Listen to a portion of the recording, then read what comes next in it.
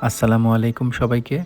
আজ রান্না করছি একদম ঘরোয়া স্টাইলে স্পেশাল ফ্রাইড রাইস।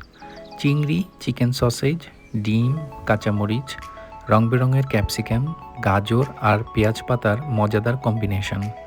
একবার মুখে দিলেই বলবেন, বাহ! এটা তো রেস্টুরেন্টের থেকেও ভালো। বাচ্চা থেকে বড় সবাই একবার খেলেই ফ্যান হয়ে যাবে। চটজলদি রেসিপি, বানানোও সহজ আর স্বাদে পুরোটাই স্পেশাল। তো ভিডিওটা পুরো দেখুন আর পছন্দ হলে লাইক শেয়ার করতে ভুলবেন না। একটি প্যানে বাটার নিয়ে নিচ্ছি। আজকে আমাদের এই রান্নাটি কোনো তেল ইউজ না করেই পুরোটা বাটার দিয়ে করব। সো বাটার একটু গরম হলে এর মধ্যে আমরা ডিম দিয়ে দিব। ডিমের সাথে সামান্য লবণ দিয়ে ডিমটাকে ভালো মতো ফেটিয়ে রান্না করে নেব। এরপর আমরা দিয়ে দিব অল্প কিছু গোলমরিচের গুঁড়ো।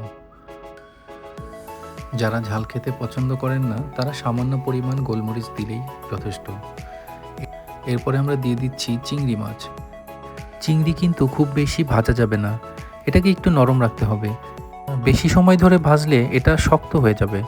তো আমরা একটু লালচে হলেই চিংড়ির সাথে অ্যাড করে দিব একে একে সসেজ, পেঁয়াজ, বিভিন্ন কালারের ক্যাপসিকাম এবং সবশেষে অ্যাড করে দেব কাঁচামরিচ। এই মিশ্রণটা ভালো করে নাড়াচাড়া করে ভেজে নিচ্ছি, যেন সব উপকরণে সুন্দর করে গন্ধ আর স্বাদ মিশে যায়। এবার রান্নার মাঝেই দিয়ে দিচ্ছি একটু রসুন গুঁড়া, গোলমরিচ আর স্বাদ মতো লবণ। এবার সব উপকরণ একসাথে দিয়ে ভালোভাবে আরেকবার ভেজে নিচ্ছি, যেন মশলা সুন্দর মতো মিশে যায়। এবার আগে থেকে রেঁধে রাখা ভাতটা দিয়ে দিলাম। ভাতটা অবশ্যই ঠান্ডা ইউজ করবেন, ভুলেও গরম ভাত দিতে যাবেন না, তাহলে কিন্তু ফ্রাইড রাইসের মজাটাই থাকবে না। এরপর আমরা দিয়ে দিব আমাদের অবশিষ্ট গাজর এবং পেঁয়াজ পাতা। সবশেষে আমি ইউজ করেছি 2 ধরনের সয়া সস, একটা লাইট সয়া সস, একটা ডার্ক সয়া সস। এটা একদমই অপশনাল, কিন্তু দিলে একদম রেস্টুরেন্টের মতো স্বাদ চলে আসবে।